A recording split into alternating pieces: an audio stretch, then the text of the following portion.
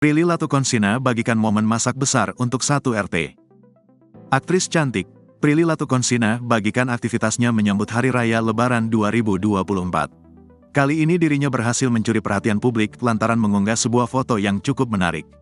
Dikutip dari akun Instagram pribadinya @PrillyLatuconsina96 pada Rabu, tanggal 10 April tahun 2024, pemain sinetron Ganteng-Ganteng Serigala ini memperlihatkan persiapannya untuk menyambut Lebaran 2024.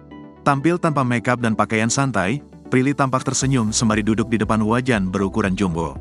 Tak hanya satu wajan, melainkan beberapa peralatan dapur lainnya juga terlihat di fotonya kali ini.